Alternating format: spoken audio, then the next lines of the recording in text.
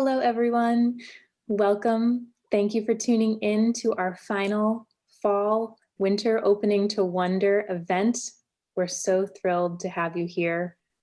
My name is Naya Bricher. I'm the Administration, Technology, and Development Coordinator at the Fine Arts Work Center. I'm just going to let everyone connect to Zoom, settle in. If I repeat myself, bear with me. I can see our audience number is slowly growing count by count. Welcome to the Work Center. Welcome to Opening to Wonder. I'm going to go over some housekeeping tips.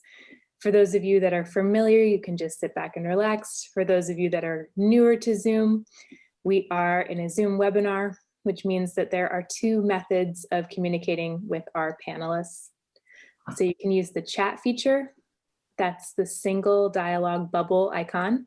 It's located around the edge of your screen, and I invite you to click on it now and share where you're located. We'd love to know where our audience is based tonight. So take a moment and type in your location, the city, the state, and I'll read them out before the end of this introduction. And then there's also the Q&A tool. The Q&A has two dialogue bubbles on that icon, and we invite you to use that for questions. We'll address questions at the end of the event, but we have plenty of time for them. So if you think of something, type it in. We'll go through them and read them out. And let's see where our audience is based. Just giving everyone a few more minutes to connect.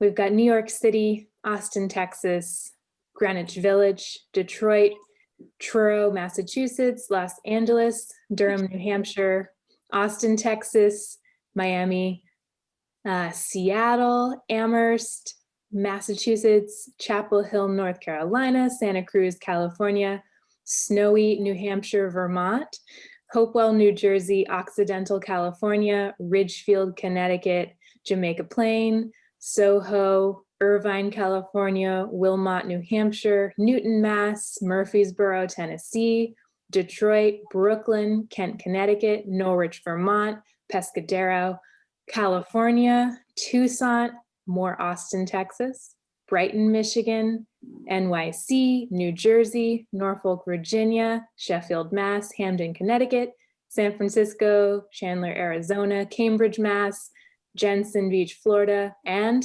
Provincetown with an exclamation point.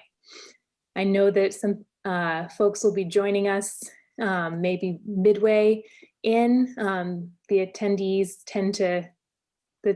count tends to go up about 10 minutes into the event. If you are just tuning in now, I'm just going over housekeeping tips before we begin our craft conversation tonight. I also want to let you know that if you need to leave early and you need access to this recording, we are making it available for our audience. So I will put the request email in the chat. You can email virtualevents@foc.org and I will send you a private link to the video. And I think, oh, one more piece. If we get disconnected for any reason, just stay calm. If you have any audio issues or any delay with the video and audio, I suggest that you leave the webinar, go back to your inbox, click the access link, and you'll come right back in. If we get disconnected on our side, just have patience. Zoom will keep recording. We're all based in different physical places, so nothing should be missed. And we'll reconnect and do the best that we can. So without further ado, I will pass the virtual mic over to my colleague, Kelle Groom, our programs director. Thank you, Naya. Welcome to Opening to Wonder. I'm Kelle Groom. Thank you for joining us and supporting the Fine Arts Work Center. Tonight is the finale of our fall series, and we are honored to have Vievee Francis with us to talk about the Ars Poetica and the developing of a personal vision. A special thank you to our incredible advisory group who generously met with me and created Opening to Wonder: Victoria Riddell, Lili Taylor, Nick Flynn, and Marie Hough. Our Opening to Wonder advisors also appear as special guests throughout the series, And tonight we are thrilled to have Marie Hough with us to introduce Vievee Francis and to join us a little later in conversation and for the Q&A. So thank you so much, Marie. I'm so happy to see you all. I see you in my mind's eye. I feel you here on this snowy night in New York. We are so happy to have Vievee Francis here with us. When we created this series, and we have to say again, every person who comes to speak with us comes they volunteer their time, they give it to the Work Center. And because the Work Center, like so many arts organizations, needed the funding that we lost for the whole summer. And we were also shaken to be suddenly separated and suddenly apart from each other. All the programs that were in place had to be delayed. And it was out of that sort of heartbreak that we came up with what we dreamed of. And Vievee Francis was the person who was first on my list. Vievee Francis was born in West Texas. She earned an MFA from the University of Michigan and received a Rona Jaffe Award that very same year. She is the author of the magnificent book, Forest Primeval, which was the winner of the 2017 Kingsley Tufts Award. She's also the author of Horse in the Dark, which was the winner of the Cave Canem Northwestern University Press Poetry Prize, and Blue Tail Fly. She's the recipient of fellowships from Cave Canem, the Kresge Foundation. She currently serves as an editor for Kelle and teaches English and creative writing at Dartmouth College in Hanover, New Hampshire. I don't need to say anything more about Vievee. Anybody who's about to join us will soon learn. She is a force. And I'm just so, so happy to welcome her here around the hearth that is the Fine Arts Work Center virtually. Hello, Vievee, and welcome. Oh, can you hear me? Great. It's wonderful being here. Thank you for that introduction, Marie. And I want to say thank you to Kelle and Naya as well, and to FAWC at large for having me. I so appreciate it. Today, I want to talk about the Ars Poetica and the development of a personal vision. This particular talk is also a class, a workshop, and an essay. And it really is addressing one of the things I find to be most important in a poet's growth, and that's the development of a personal vision. For years, I had talked about it and had a difficult time finding a way in to convince, say, participants in my workshops or students in summer classes or in the academy to consider building a personal vision. Most of the time people would say, well, I don't know if I really have anything that large to talk about or that large to think about, but it's not a matter of large or small. It's a matter of how you feel about poetry, how you think about poetry, which will in turn impact both how you feel it and think about the field and how you feel about your own work and how much your own work can be empowered through your thinking or disempowered. So I want to begin with an Ars Poetica by Archibald MacLeish. And would it be possible to put that up on screen, Naya? We're going to take a look at this poem. And I'm not saying this is the way you should feel about a poem, but I find MacLeish's take to be very intriguing, particularly the last couple of lines. Archibald MacLeish, Ars Poetica. A poem should be palpable and mute as a globed fruit, dumb as old medallions to the thumb, silent as the sleeve-worn stone of casement ledges where the moss has grown, A poem should be wordless as the flight of birds. A poem should be motionless in time as the moon climbs, leaving as the moon releases, twig by twig, the night entangled trees. Leaving as the moon behind the winter leaves, memory by memory, the mind. A poem should be motionless in time as the moon climbs. A poem should be equal to, not true, for all the history of grief, an empty doorway and a maple leaf. For love, the leaning grasses and two lights above the sea, a poem should not mean, but be. 1, beginnings. What else? At some point, we have all written the poem on writing poems. Sometimes such poems are written simply to explore or to vent our frustrations or insecurities over the challenges of writing poetry and or publishing poetry. The "this is not a poem" poem, or the "I am not a poet" poem. But as we write more and move deeper into our craft, we begin to write poems that are meant to expose our own processes as we write, such as poems where we question what it means to write poetry, or may rant about how little poetry seems to matter, especially when we want what we write to make a difference to someone, anyone, or a difference at large. These poems act ironically, given it is always evident how much poetry means to the author, thus, as we don't exist in a vacuum, to many others. All of these poems could be categorized under Ars Poetica. I'd like us to discuss how writing the Ars Poetica can help us unearth how we come to our views and if they hold true over time. How do our attitudes, backgrounds, and experiences inform the way we think about writing? How does the way we think about writing inform our poetry?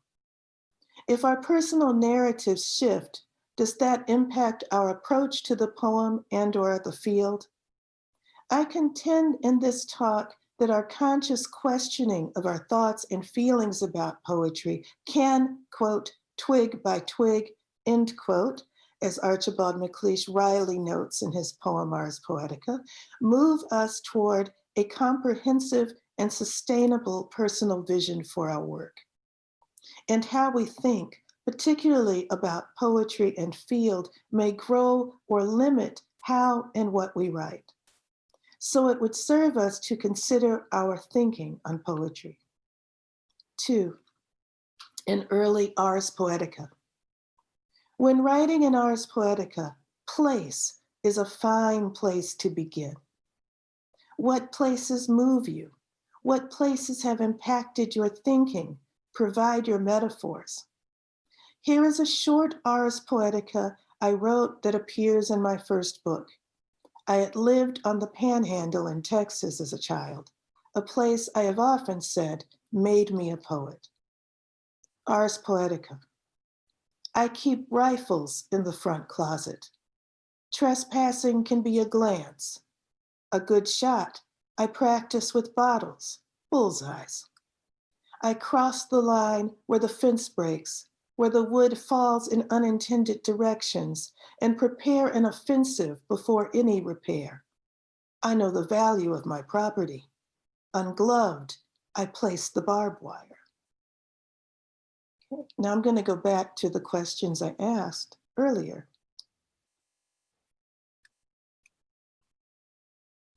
Oh, I just lost the question. Oh, here we go. What places move you? What places have impacted your thinking, have provided your metaphors? This piece is not gentle. The poem I wrote is not the kind of poem that invites one in. It says, read at your own risk. I'd like you to take a moment right now to think about the questions I just asked and jot down a few notes. Don't write the place you think others think should impact you. You know the waters, the countries, the porches, the houses that move you. And don't limit that movement to feeling good. The panhandle didn't make me feel good. The panhandle didn't make me feel hope. There was no ascendant gesture in that particular piece. Now, for you, perhaps there will be. So I'm going to give that about 2 minutes because I don't want you to think on it too hard because I think we know automatically what places move us. And it may not be the place that you write about most often. For example, I didn't write about West Africa until after I'd been to Africa and had come home and was back for over a decade. No pieces I've published were published on Africa until about 3 years ago. And it perhaps impacted me more than any place I've ever been. So you may not have yet written a poem on the place, but what places move you for good or for ill?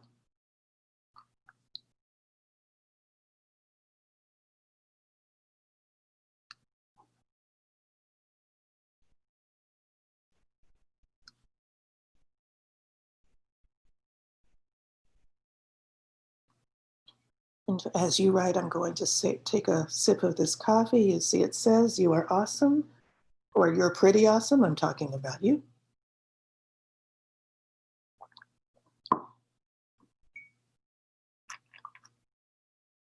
3 definitions. The Ars Poetica may be defined as a treatise or argument within the poem on the subject of poetry. A poem where poetry's principles are laid out, contextualized, then a conclusion drawn or suggested. I like to use the broadest definition possible when considering the Ars Poetica. So for the purposes of this talk, yes, let's define the Ars Poetica as a reflection on the art of making poems. But let us note that the Ars Poetica is not a meditation on the forms and methodologies alone. It also reveals the poet. How much of the possibility of poetry can the poet discern? What does their personal study of poetry, what does the personal study of poetry bring to the poet's work?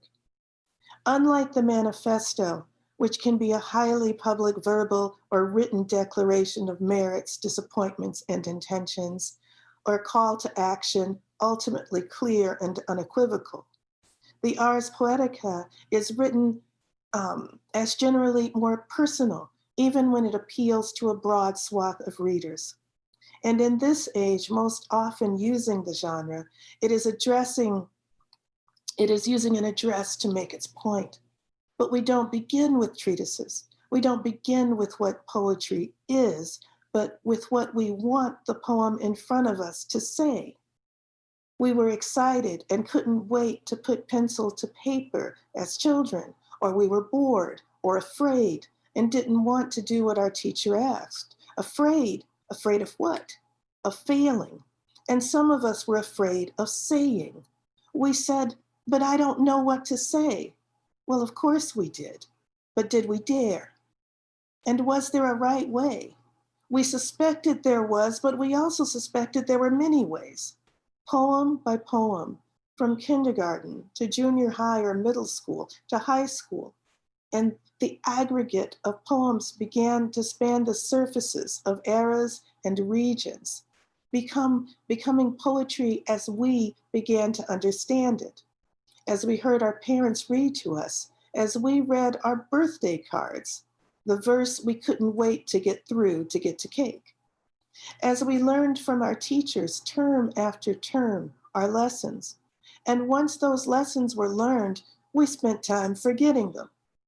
Then we read more or we listened in some uncomfortable coffee house and tried to apply what little we could remember or knew, to graft those lessons on to our budding and growing and always protean emotions. 4, a stance. What matters to you? Ask yourself, in what ways does poetry move you and why? The answers, again, don't have to be good or kind. Poetry is not always good and kind. And the writers of poetry can be many things outside of good. They can be controversial. They can be powerful. They can be likened to saviors or despots. They can be politicians. The Negritude poet Senghor became the president of Senegal. Mao Zedong wrote poetry.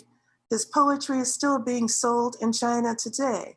An American traveler may buy a copy of Chairman Mao's love poems to his first wife or reflections on the mountains and return to Detroit to give a copy to his daughter, who will be struck to know that such a man could write poetry because she thought in her early 20s that only the good, as she understood good, wrote poetry. And not only did Stalin write poetry, he was what in the US we would refer to as a minor poet in his homeland. What I mean to get to is your attitude, position, or personal definition of poetry begins as just that, yours, whoever you are. And it is worth examining your stances. 5, changing your mind. I have always found one of the strongest indicators of a particular intellectual keenness of mind is flexibility, not to be dismissed or reduced as wishy-washiness, a term I have come to loathe because it doesn't allow for the dynamic nature of circumstances and may assert a truth to every given situation like a blanket of rocks and cast anyone who questions anyone with an interrogative nature as weak or demonic, a shapeshifter. Not so. Please allow me to disabuse you of such notions. You get to change your mind. Indeed, you should change your mind. The way you feel about poetry at 19 should not be the way you feel about poetry at 59. The way you feel about poetry at 55 may be quite different than the way you understand its principles and measures at 25. And the way you experience poetry at 25, frankly, should be somewhat more expansive, the brain having finished its last throes of growth at 24 than the way you took poetry in at 15. Things change, and the field itself changes. The field changes within its many subgroups, a word I prefer to camps, which implies both competition and war. I see nothing wrong with subgroups. I do not write the kind of language experiments that flow from the far west, as in the West Coast, to the east, that say a poet such as Barrett Watton ascribes to. Language for its own sake holds little relevance for me, and I love words like meaning and intention. Yes, I really do. But the schools of poetry on the Eastern Seaboard, the Eastern Seaboard ushers in are valid, and I feel invaluable. And within my lifetime, have put the screws to lyric poetry of all stripes, demanding a reckoning with ideas around the assumptions of essential truths, and privileging the fragmentary and disassociative, which may certainly be seen as an aping or mirroring of various aspects of American socio-political realities. So a field of poetry that grows more or grows faster or more often than, say, Boston or Iceberg is fine with me. Understanding this, once the landscape is seen in all of its rich complexity, you may decide your opinion that poetry is a place where the good do good and write for the good may require expansion. That is, of course, looking at the larger picture. I'm going to now begin an aside on goodness. This is part of 2 other lectures that I do on the literary and on ascending and descending gestures. I find this next piece to be most important in dislodging some of our thinking around poetry and what it can do. And in dislodging that thinking, again, when we get to the end of this lecture, I'm going to prompt you to begin in Ars Poetica, and hopefully you'll have some things in mind to question and think about that'll start you on your way. This entire talk is coming out of a series of lectures on inspirational poetry, or what I call the poetry of agreements, and literary poetry, which I have sometimes referred to as the poetry of dislocation. In these talks, I discuss where these types of poetries intersect, but also where they differ in their aims. Of course, literary poetry, poetry written with an eye toward the study of poetics and its deep structures, as well as poetic histories, schools, and landscapes, can be inspirational. And I don't mean to use the word literary as shorthand for academic poetry. I am in the academy. I am an academic, period, and I feel no shame there. Is my poetry academic? As with every instructor who's listening, the term academic may be able to hold at least part of our scholarship, but it cannot hold our poetry or our prose, which is out of traditions older and broader than the academy. So when I say literary, I'm referring to the privileging of the page through books and writing and reading, and the means by which that informs poetry. The poetry I refer to as inspirational poetry has just that as its aim. It means to uplift, to draw the reader into an understanding of humanity as something which moves progressively upward. It wants to alleviate enough pain to ensure the reader gets up, gets motivated to think or act in a way that affirms the self and the world.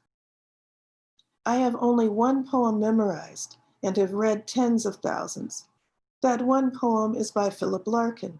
The poem is This Be the Verse, another Ars Poetica, which posits that our parents fuck us up and it makes us poets. And if we have children, we will fuck them up because we can't help it. And God help them if they wind up like Larkin. Okay, I may have pushed the envelope.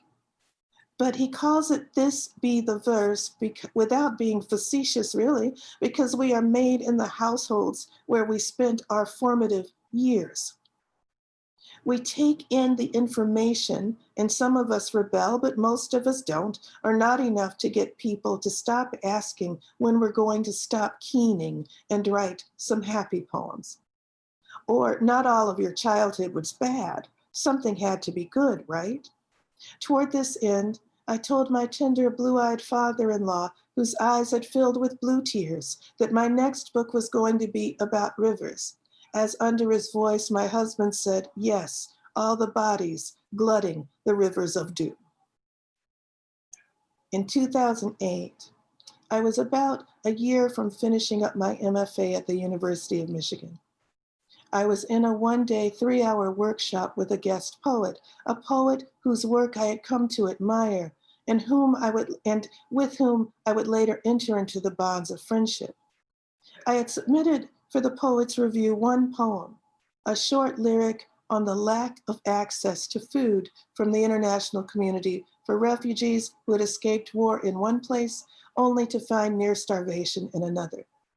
While I no longer have the poem, not all poems are worth saving, as at least two of my recent students have noted. The poem I had written, despite the gravitas of the subject, failed. The craft was not strong enough to carry the weight of its ideas. It was a weak poem. No number of redrafts could address the problem. I lacked the skill at that time to either strengthen the poem or meet the issue in another poem. I needed to fail and fail again over some years before I could write the piece I saw in my mind but could not then inscribe. But that is not my point tonight.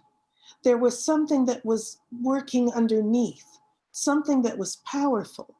It took that workshop to start me thinking about how I was writing and toward what end. The guest instructor said, among other things, quote, "And your poem leaves the reader with no hope at all," end quote. I said, the poem is not meant to. This blatant statement appalled, indeed repelled the guest writer who up until that point thought me, if not a very strong poet, at least someone worth getting to know. In that moment, I knew I needed to find a way to express what I was doing in my work and how to hold my ground when up against an uninterrogated received belief. That received belief was that the poem had to contain hope. Poetry is taught the way religion is learned. I'm speaking of the poetry of our childhood. Children are inundated with rhyme, and as rhyme was the convention of ages, with little question for those neither well versed in the protean nature of Western poetry, particularly American poetry, nor do they care to be, rhyme is spoon-fed to children and considered easier and more fun and more appropriate for the child and the introduction of language. But the understanding of rhyme as a convention meant Robert Frost preferred and ennobled it, just as many parents do. I'm not making a case against rhyme. I am noting that too few in the general population, as well as poets or poets in the making, understand their love of rhyme as a result of having taken in a received belief without question. I was raised a Baptist. No, not a Southern Baptist, though I was from the Southwest and had lived in Georgia and North Carolina as well. As a prepubescent, I was a practicing Protestant because my parents were. My brother still is, as are his children. I do not recall once my brother ever questioning the unquestionable. Poetry rhymes. Isn't that what we're taught? God is good. Who would question such? And God being good, isn't poetry good? How many of you have suffered through, why can't you write nice things, from friends or family members? How many have tortured yourselves with the same question? What is wrong with me? Why can't I concentrate on the good? These questions incensed me from others, and I refused them. I had my own questions very early. Why does poetry have to be nice? And if we look at the word nice etymologically, it originally meant foolish. More questions and more questions. I pushed back. I was never good at just believing because I was told to believe, especially when my own experiences clearly indicated otherwise. I asked, what is good? Then who determines the good? And if the good is explained by religion, why do varying sects disagree? Leading me to become a very disruptive third grader, and that lasted through my MFA. The visiting writer asked me to explain myself, then decided to explain it for me, and determined I had only said my poem wasn't meant to impart hope as an excuse for not being skillfully able to place it there. This was not the truth, and I was wise enough not to argue. I left that classroom at the end of the assigned period and began to think about why I did not feel the need to soothe or comfort my reader. That was my aside. What came of my determining or thinking about why I didn't need to soothe or comfort my reader led me to understand my own work as a type of keening. When asked not long ago, when would I stop keening, I said, I'm going to keen forever. Someone has to cry. The lament has to exist. There has to be a river for our tears. And I feel myself to be a part of that lineage. So the question for you is, where's your lineage? Where is your lineage? What are you trying to do? I'm suggesting that in order to get to the point where you can defend your own work and where you can feel safe enough to fall into craft, to enjoy craft, you have to think about your own vision for your poetry. And one of the most profound ways to do that is to write in Ars Poetica. So the second thing I'd like you to write down now or sometime during this discussion, I want you to limit it to this period of time is I want you to start with yourself. You already know what poetry means to you. Take all of the other voices out of your head. What does it mean to you? How does it impact your life? Consider to start with one or two salient points. What's pivotal to you in your writing life? What would you like your poems to do? 6, a latter-day Ars Poetica. This particular Ars Poetica I wrote years after the first one that you heard. Again, I was inside of my MFA program near the end of it. My instructor was furious. And again, it was because this did not necessarily impart hope. It spoke to hardship. It's called Delivering the Beast. There will be no hand waiting. No one will expect you.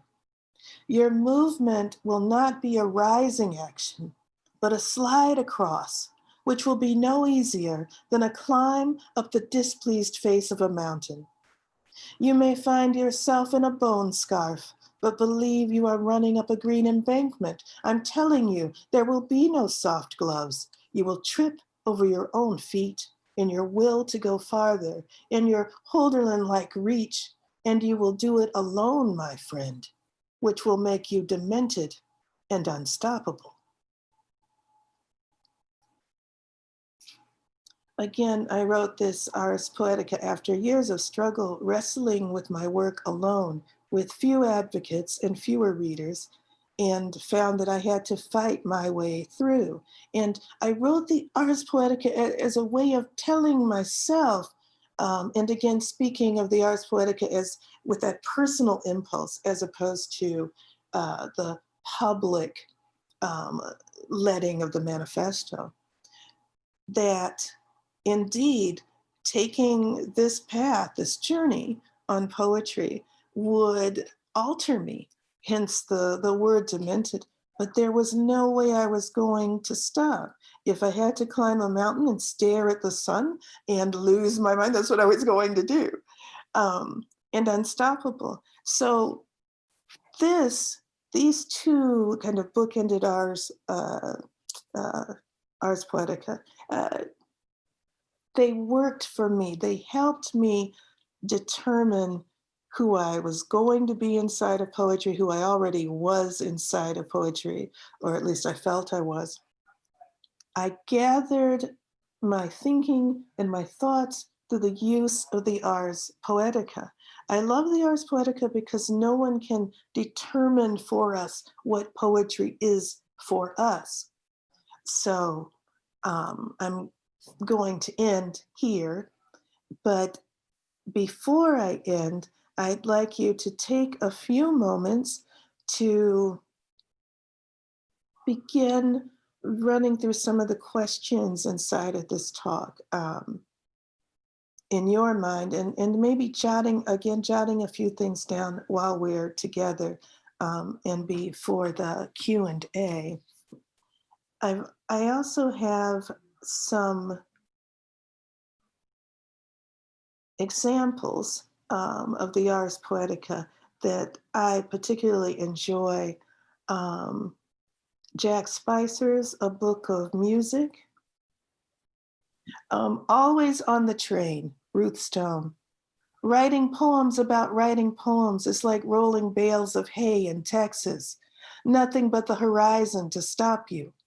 But consider the railroad's edge of metal trash, bird perches, miles of telephone wires. What is so innocent as grazing cattle? If you think about it, it turns into words. Trash is so cheerful, flying up like grasshoppers in front of the reaper. The dust devil whirls it aloft, bronze candy wrappers, squares of clear plastic, windows on a house of air.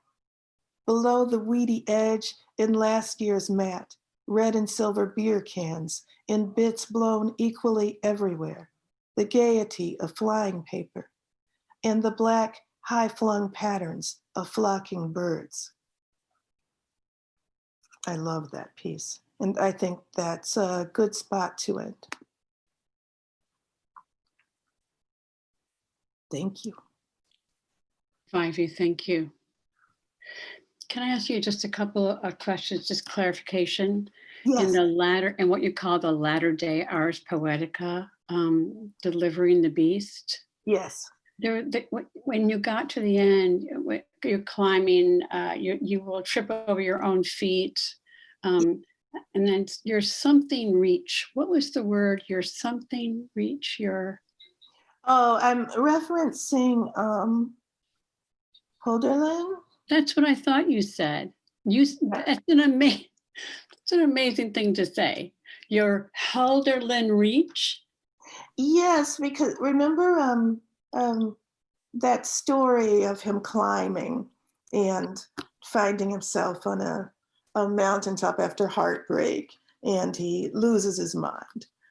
So I don't know that story, but I love reading his poems. And my very first book had an epigraph, "From the danger itself, the rescuing power comes."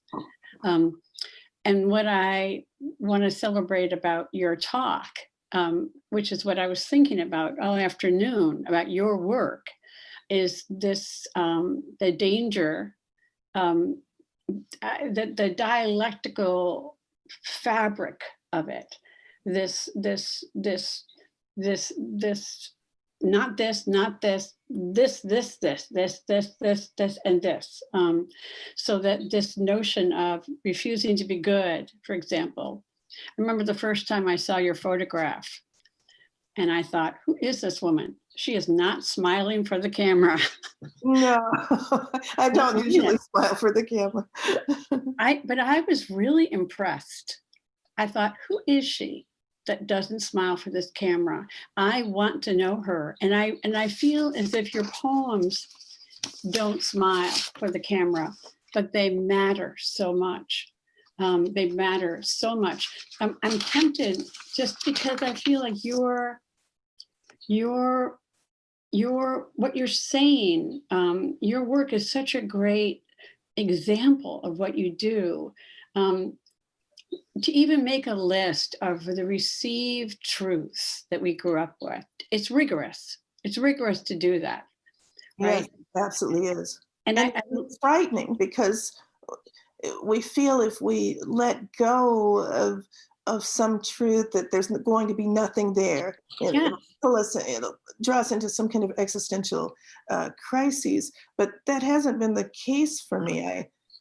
I hunger for and need anything that I get stubborn with, or that stubbornly rests inside of me. I need it excavated, and I need to look at it for myself to determine whether I believe it or not. Well, you're very strong. You're strong in your poems, you're strong in your presence and in your thinking. It's a kind of muscular, really muscular thinking. And I was thinking about, this is the kind of thinking it's really great to do together, quietly writing together. To ask yourself, what are the truths that I took in without noticing that I took them in? It's the kind of thing one can do sometimes in quiet company to be encouraged. I'm going to ask my students to do this right away when I begin to teach next semester, and I'm going to do it myself. I mean, even at this age, I know I still hold residual scraps, just little scraps that affect me. And there's so many notes I was taking earlier today. The secret to knowing the secret is to speak was a line, a beautiful line of yours. The secret to knowing the secret is to speak, which reminds me of what you're asking. You're saying, write it down. Sometimes we don't know until we speak. We don't know until we write it. But right, so to allow us to give it consideration, but it's a danger. There's a danger in the practice. So I always tell people, if they're going to do this, to have a way out. So I think that in quietude with someone else nearby, even if we don't share what those things are. Because the second you say you don't believe what everyone in the room believes, then you've put a target on your back with poetry or anything else. So that's why I think thinking it through, writing it out, being able to support your own opinions regarding your work becomes, again, toward building that vision for yourself. Yes. And it reminds me of the study hall. You know, I've been having a study hall with my friends during the pandemic. Where, how does that work? Well, I have a friend who has a long table, and I live in a tiny apartment, but she has a large one. It's beautiful, overlooks the Hudson River. And we have a practice, I'm hoping to go tomorrow, where we just sit in different parts of her apartment and we each do what we need to do quietly. Oh, I love that. And it's companionable. I get things done. Very hard to do. I don't write poetry that way, but I do other things that way. I have to write evaluations for my students, you know, and I care about them, and I write them at length, you know, but it's a deal when you write 30 of those, you know, it's days. Yeah. But knowing, just having that study hall feeling, you know, feels so grounding and good. But I want to go to your side, which is what I was thinking about all day, thinking about your work, which is this: you do not have to be good. Well, first of all, your first Ars Poetica with the rifles in the front closet doesn't even mention poetry. No, it doesn't. It's all in symbols and metaphors. Beautiful. I mean, if everyone can write an Ars Poetica without mentioning poetry, that would be a wonderful idea, just to start. I actually prefer those. Most of the time, I prefer those. So beautiful. But you have this, well, so many poems, but the one about the swiftlings coming in. Oh, yes. I mean, and you do in your poems so often what you did during this talk, which is you're so relational. You know, you say, don't tell me you've never wanted to break their little necks or whatever. I'm misquoting, but there's this marvelous sense of, come on, you know, let's level with each other. Let's talk to each other. That comes across in the poems, you know, that's a value that you have. It was in this talk, it's in the poems, even though they wrestle with very difficult things and they're not often pretty. And the persona of the poet, you know, she wants to snap the necks of those little birds. She's willing to eat the intestines of pigs and loves every minute of it. You know, chitlins, yeah. She is. I've let chitlins go, but Lord knows I miss them. So I'm not so good that I haven't grown so sophisticated that I can say that I don't enjoy them. I've let them go for my health. But if I had a plate of chitlins here right now, would you want to eat them? Would you eat them? I would not be able to resist because they're right in front of me. That's why I don't make them, because I can't resist them. I mean, I grew up with a townie, kind of townie / farmer, and the farmer for parents, you know, and they moved into other things, basically agrarian culture in Black Southwestern culture. So at my grandpa's funeral, one of the things they mentioned was that he knew his way around a pot of chitlins. So although the poet Scott Hightower teases me without end because I ate raccoon as a child. So I have to get him to not tease me about it. I'm looking at the notes I took of your talk and not in the notes I had asking you questions. Hold on. Would you ever consider reading the poem? It has those little swiftlings in it that come in. Do you have it nearby? Let me see if I have People it. are going to want to ask a lot of questions. Well, I guess the other thing I want to bring up is the word beast. Oh, yes, I use that word a lot. Actually. You do, and it is just, I mean, I was talking out loud to you today when I was reading the interview with where was it? It's a scary word. Muzzle. In Muzzle. Oh, yes. Yeah, I remember that. It's an amazing interview. But you talk about the word beast and being thought of as a beast.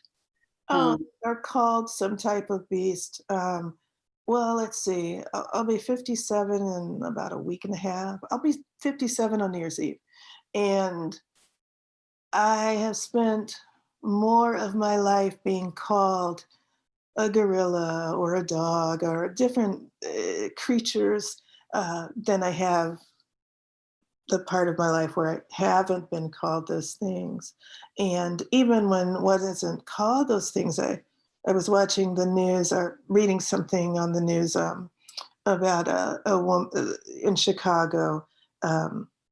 The police come into her home and they've got the wrong house and she's naked. And they're clearly not treating her as a full human being. So I'm sure those who are listening can make all of those connections. But the question as to how much human I am or not, definitely is it's all through the work. And so there's the way I choose to relate to nature, and I see myself as a part of nature, and I see that as a marvelous thing. Yeah. And then there's the way I was taught that I was beast of field in the South. But it was Michael Collier actually who brought my attention to Lucretius, who I had not read before Michael Collier. And so now it becomes that Lucretian question. How much of any human is part beast or not? And can we be both beast and man? So I'm toggling on the personal, individual level, but also looking at it in terms of humans and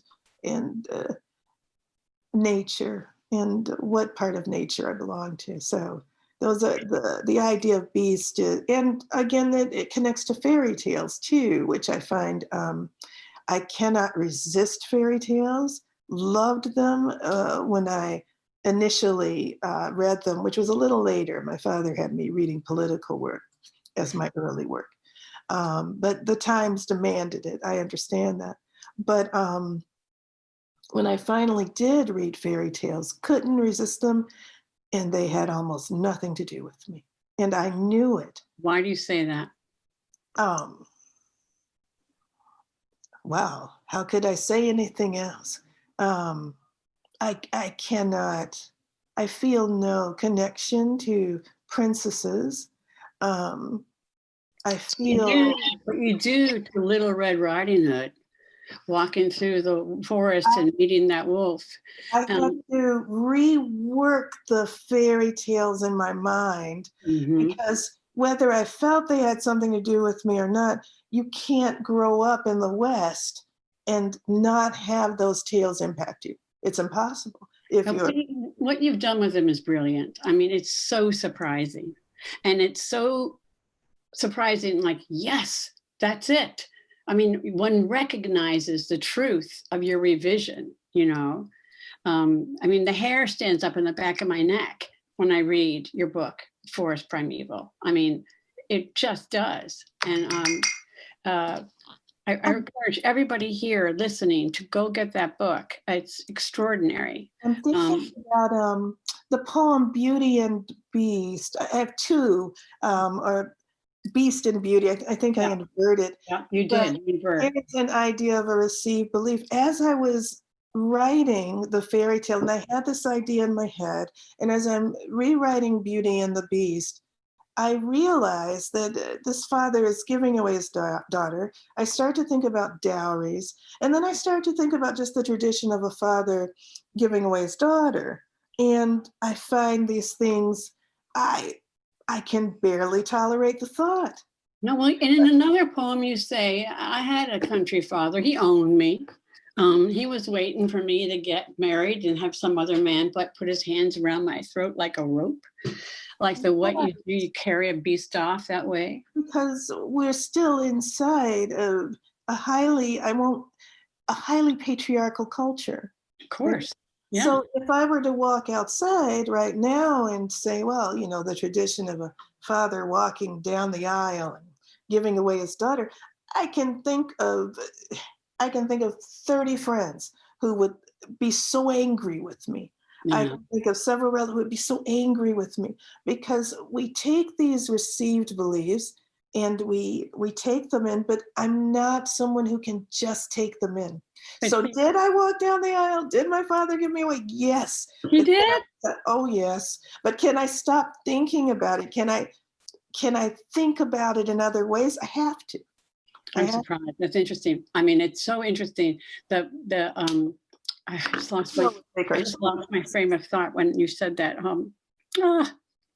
The father.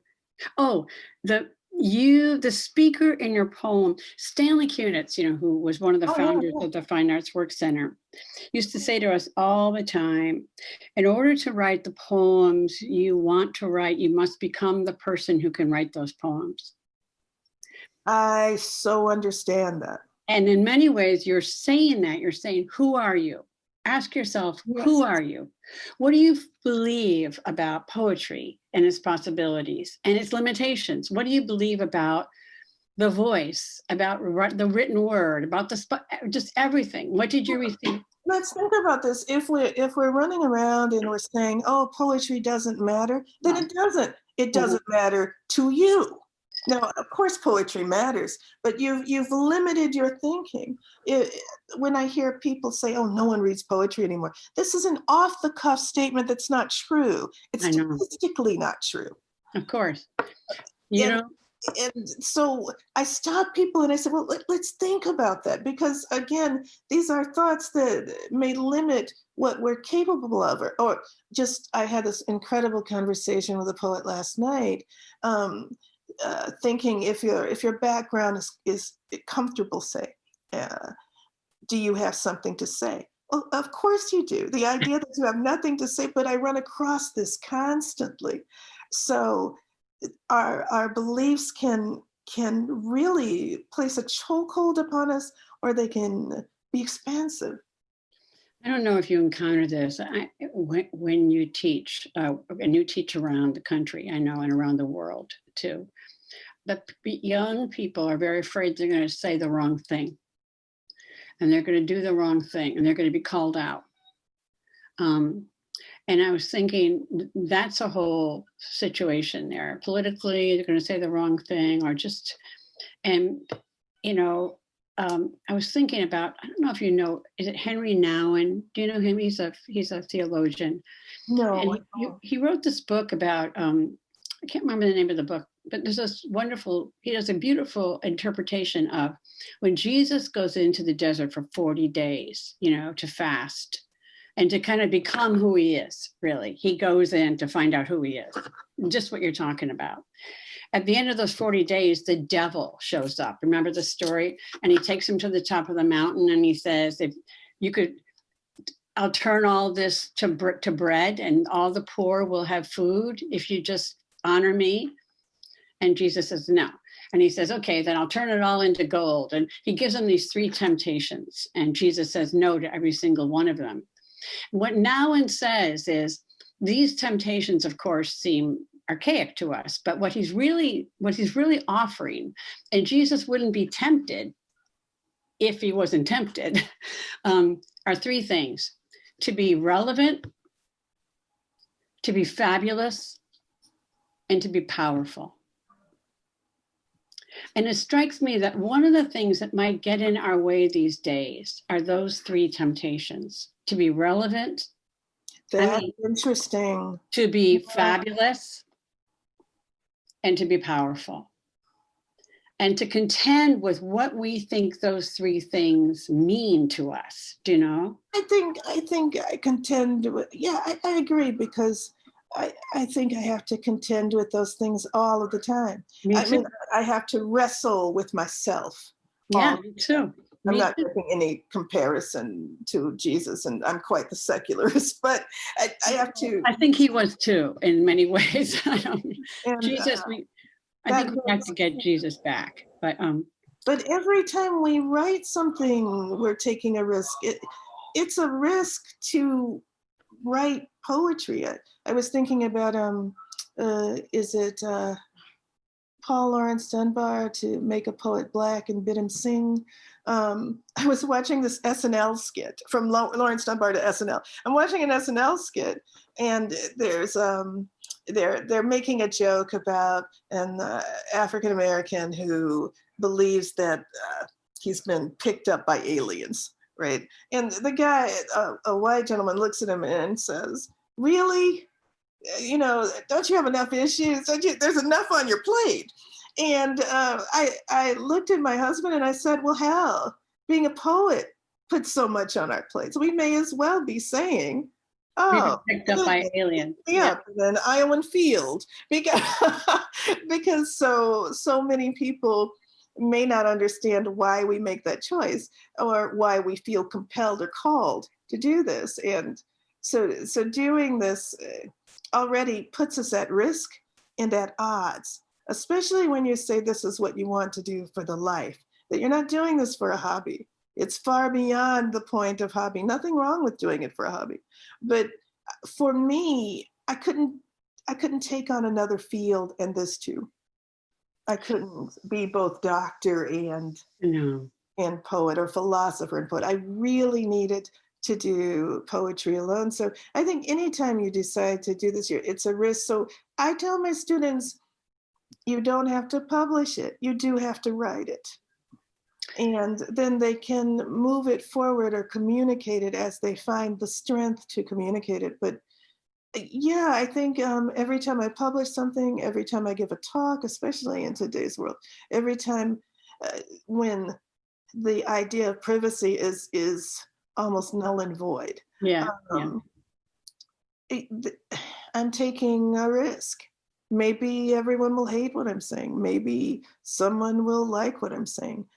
I never know. But I find it liberating. I find it liberating what you're able to express in your poems. We have some questions from people. Oh, sure. Sorry. Here's Nick Flynn. Vievee, great talk. Yes, there is a danger in the practice as you practice it. He says, I'm glad you mentioned that you need to take care of yourself as you move absolutely. As you move through the difficult stuff that is or can become poems.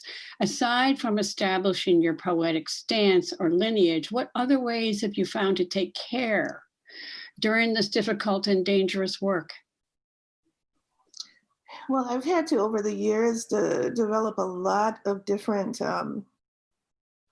parts of my practice. So something I do that I also tell my students to do is, when you're going into the cave, you spend 20 minutes in that cave and then you get out. Really? And over the years, I've talked to students about 10 minutes. I've talked to students about 30 minutes. I've practiced with my students, and what I discovered was 20 minutes is just enough time to get you there. And if you feel strongly enough, you can stay further, but you have to take a break. You have to rest. You have to close your eyes for a moment. And part of the reason for that is because I've known people that don't come out of that cave. And they may look well and look fine, but they're not fine. And so it's really important. And so there are all kinds of ways to come out of that cave. For me, I know, I got to think about this. It's like Harry Potter and the Dementors. It's chocolate. Yeah, me too. I'll go in, and I know that that's waiting for me when my considerations are done. I know that, that cup of hot chocolate or something is waiting for me. Of course, it's often not hot, for which Matthew Olsman teases me all the time. He's like, oh, there's your cold drink. But the other thing, too, is sometimes I have a friend at Warren Wilson, Trish Marshall, and she, I know I can call her. And sometimes she doesn't know this, but sometimes before I begin to write, I call her and I say, will you call me in about a half hour? And that's why I'm doing that. It's it's so we know, we choose someone who cares about us so Yeah. that we know we're loved, so Yeah. that we know that there's someone taking care of us. Yeah. And I set an alarm to make sure, so I take my own advice. Wow. I'm very, I don't do that. I want to do that now. Well, you called me strong and you mentioned every way but emotionally, and I'm not strong emotionally. I have to work hard at it. I really appreciate what you're saying. Elizabeth Bailey says, I love this talk. Thank you. I'd like to ask you about forgiveness. Do you address that in any poems? Is it important to achieve forgiveness to write poetry? Oh, absolutely. Did you say absolutely? Absolutely. I thought you were going to say absolutely not. Well, for many years, forgiveness, I had this little joke. I don't forgive and I don't forget. I'm not Jesus Christ. And I would say this like a little mantra. And it was a kind of ferocity that I used as an armor so no one could get in. The rifles. Yeah. But my writing changed between book 2 and book 3 because in my personal life, I had begun to practice forgiveness, not at the point where someone repents, because who repents? So many people don't repent. I started practicing forgiveness with a caveat. I forgive you and I wish you well and all the best far away from me. Yeah. So there was that caveat. But the capacity to forgive, I started learning it by reading older poets. Now, I'm not talking about the poets' lives. I'm talking about their poetry, which is better than the poet and worse than the poet. Do you see what I'm saying? Yeah, of course. So I was reading Derek Walcott's 21, and I just picked up my little folder. I picked the book I was reading. It was an anthology and threw it across the room. Why? Because he had a poem that stated, I can forgive someone because they don't know what they're doing. Forgive someone, on and on. But the final push, it had 3 turns, and the final turn said, we're all human. We all make these kinds of egregious errors. And I'm like, no, we don't. And so my mind was not able to take this in. And he said, so there's nothing to forgive. That was the point. He got to, there's nothing to forgive. That's not a point where I'm not there yet. At 56, I'm not there yet. But I've noticed that several poets moving through the 70s and 80s get there. Well, he had a lot to be forgiven for, too. Yes, that's why we're not going to. I love Derek, actually. He used to live right across the street from me, right over there.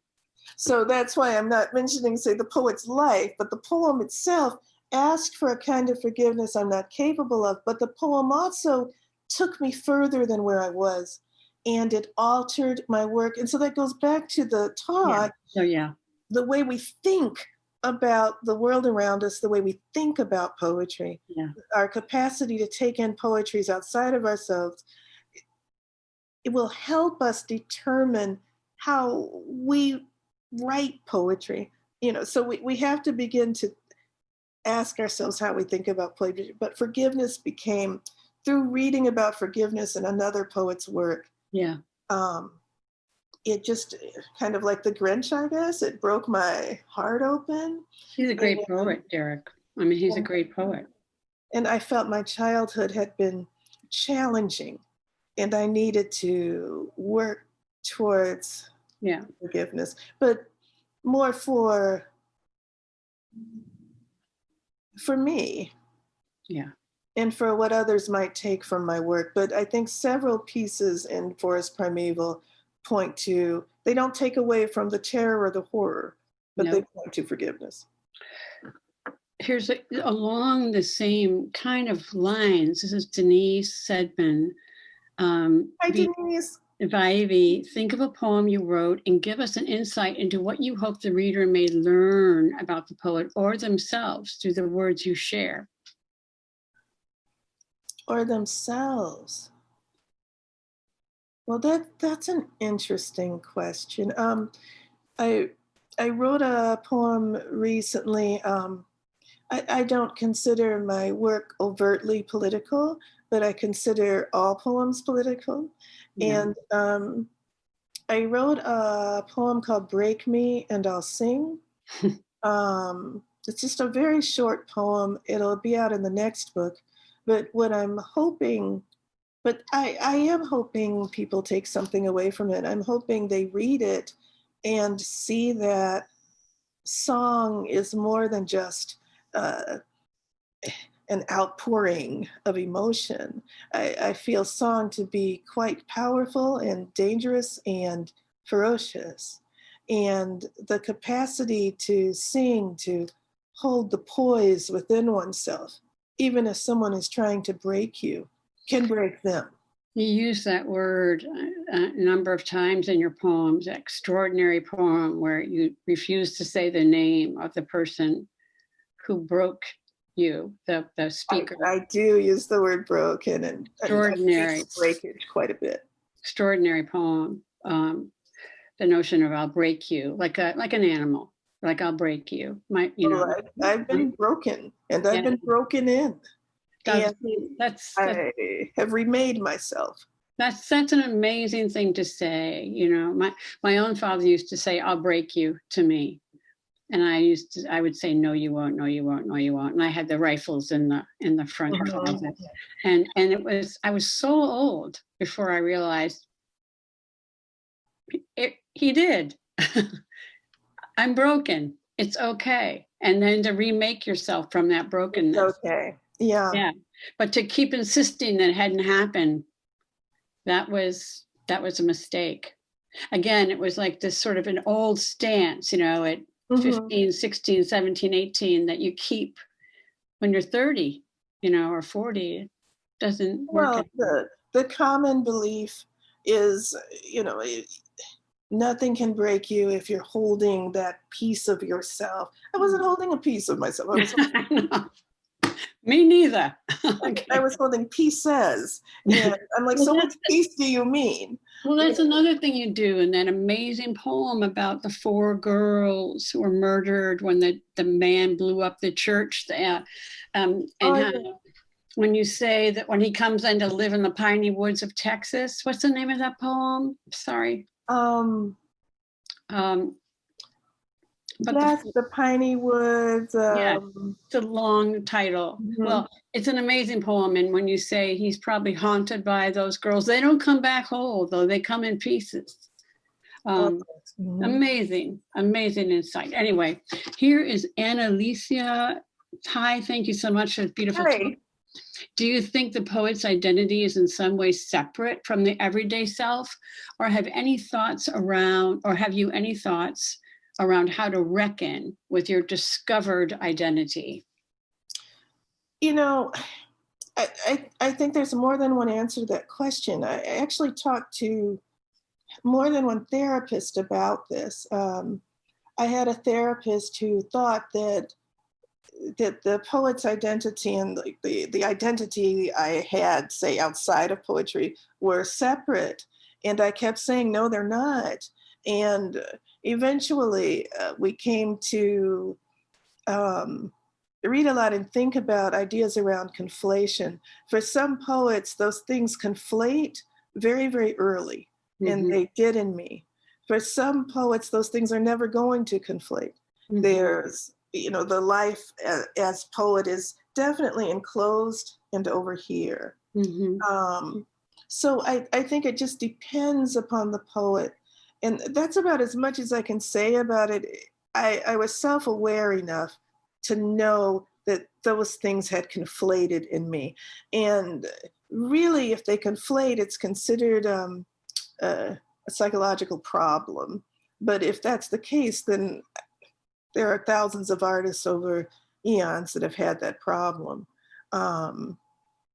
There's nothing in my life that poetry doesn't touch, and nothing in my poetry that the life doesn't touch. They're really utterly, and I won't say conflated, that has a negative connotation, but and I don't feel it negatively, utterly combined. Although many people have tried, especially poets who are not yet publishing. Many poets have tried to get me to admit that I'm not a poet, you're just a poet over here. And I've told many, no, that's not how it works for me. That may be how it works for you, but that's not how it works for me. That's what I tell them. So. There was some, I think it was a William Gass book, some book about Rilke, where two women were leaving a party where Rainier Maria Rilke was, and one said to the other, "Does he have to be a poet all the time?" Oh, don't you get it? But Marie, don't you get asked that? I get asked that all the time. I get asked that by my family sometimes. I think it's so thank funny, God, though. we didn't talk about poetry today, you know. Yeah, I don't know. I think it's so funny though. It's like, yeah, he has to be a poet all the time. That's Rilke. Yeah, he does. He does. Absolutely. I would say, have you read Rilke? Yeah. You know, so all the time. Here is, wait. I want to get everybody. Ivy Schweitzer. Thank you, Vievee. Hi, Ivy, down the road. Can you talk about reading or experiencing other things besides poetry to support and inspire you? What are they? Well, a lot of things inspire me. I could probably be inspired by the kitchen cabinets I'm looking at now if I look at them hard enough. A lot of I thought I was going to be a novelist initially. I love prose and poetry. I couldn't get away from it, couldn't stay away from it. And I was, for a short time, a singer, but cancer took my singing voice. So, but music still inspires me greatly. Yeah. What kind of music? Oh, see, there's a can of worms. Let's see, I've got Nina Simone sitting over there. That might be a little expected. But last night I was discussing opera because I studied opera for about a year before I lost my voice to cancer. So in my early 20s. I didn't know you had cancer. And you had in your throat? I had cancer in my thyroid gland. Oh, my sister had that too. But it looked as if I had swallowed a grapefruit. And then it turned out when they opened me up, there was like a lemon on the other side. So it was really distressing. And because of the way the medical field is, which I'm writing about, I had a doctor tell me I had gout or a goiter. And I had another doctor not even touch me and tell me it was postnasal drip. Yes, I'm currently writing a lot about how Black women in particular are dismissed inside of the medical field. Not believed, dismissed. Also graphic novels. I love graphic novels. I love science fiction. So those things inspire me too. And I should state this for the record, scholarship inspires me. Like when you say scholarship, when you mean essays, critical essays? Critical essays, the work of the new historians in particular. I think that Saidiya Hartman, like so many in my age group, and again, I'm 56, she has altered our lives, altered the way we think about who we are, and thus altered the way we write our poems. Sophia Hartman. No, Saidiya. Saidiya. I don't know who. I'm sorry. Can you tell us who that is? I feel it. She's a scholar working with the transatlantic, working, it's her thinking on who African Americans are when we consider West Africa. What do we owe West Africa? Saidiya. Yeah. Thank you. And I think I have her name. Yeah. We've got some other questions that we're hiding out in the chat. Do you ever bounce your work off anyone to see how it lands? Do you have a special reader? I do not. Sometimes just because I can't stand the aloneness, I will read it to my prose group. And you have a prose group? Yes, when I first moved to New England, I asked them if I could join and they let me, and I write prose with them. What does And that mean? You write prose with them? What do you write? I'm working on a memoir, and they're helping me through it, or through the very end of it. That's fabulous. I'm very excited about it. It's called Ugly, and it deals with race and aesthetics and violence. But my husband, for those who don't know, Matthew Olsman is my husband, and I would say I read more to him than anyone else, but we're both really prolific. If we read to each other everything we wrote, we'd never be able to work. So we'd just be sitting at the dining room table reading to each other. So, but outside of, you know, I think, yeah, it's an unusual life. It's very rare when people say, V, why don't you show me a poem? They read it when it's published, or they don't. They rarely ask me, and when I'm sending, I'm generally imposing. So. Okay, here's something from Elaine Shear. This isn't a question. Okay. But it's an awareness. I'm just enjoying this so much and taking notes while you both talk. I'm realizing that although I've been to a ton of classes, talks, and I've watched in-person or online interviews of poets, this is something very different.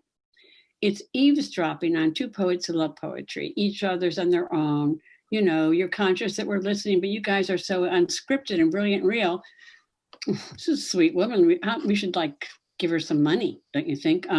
This is something different and very special, and I thank you so much for sharing that. Well, that's really what we wanted this opening to Wonder to be. We wanted people we admired so much to come and talk and share any way they wanted with us. So I'm so happy to hear this. I love that, because I've learned, I would say, I have learned so much by listening in, and when poets let me listen in. I think one of my favorite moments was listening to, oh my goodness, now I'm trying to remember. It was Marilyn Nelson and Cyrus Cassels and this marvelous language poet, his name is escaping me right now. They were in an argument, a debate, not a fisticuffs. I mean, it was a robust discussion. And wow, I learned so much. That's something else that helps inform my own thinking, where times when I'm allowed to flex and where I might change my mind because I've heard somebody say something that just really spoke to me. You know, and then Martha Rhodes, I was listening to Martha Rhodes and Daniel. Daniel. The name is, you'll have to forgive me. I forgive you. I want to ask you something because the name's going to pop up in one of our minds. The name of your next book is Shared Life? The Shared World. A Shared World. Naomi Shihab poem. Pardon? Oh, really? Mm-hmm. A Naomi Shihab poem that comes from that poem. Shared World. The Shared World. The Shared World. And do you have a sense of when that might be in the world, your book? Yes, very early 2022. That's good news. Told me recently, yeah. So in a year, like a year from January or February? Yeah, so I'm pretty excited. That's great news. That's really great news. I think we're just about done. Kelle, are we done, or should I? Do you have any more questions? I think we're right at, we have 1 minute. I think that we've answered everybody. Forgive me if I've somehow missed you. Oh, wait. Thank you for this amazing talk. Bye, Jericho Brown. Hi, Jericho. Oh, are the speakers in your poems? Huh. Okay, this is a longer question, but thank you for your blah. I'm wondering how, within the context of developing a personal vision, you negotiate with the speakers in your poems. Jericho talks about asking his poems who the speakers are. Do the speakers in your Ars Poeticas feel different from the speakers in other poems? Not necessarily, but I would say the speaker in my Ars Poetica, because there's always this, uh, uh, what is this word, scheme? There's Scheme. always, yes, there's always this scheme between who we are as poets Yeah. and the page. And I know some would argue with that, but that's what I believe. And I would say that the Ars Poetica, it gets closest to me. Vievee, Whatever it is that I am, it gets closest to it. we have to say goodbye. I don't want to say goodbye. We should live down the street. I wish you did. I'm so happy to see you again. It's been a very long time, and thank you all for coming. I'm not able to open the chat while I talk, so I don't know quite who's here. Thank But you I for really being here. appreciate you for being here, and I deeply support the efforts.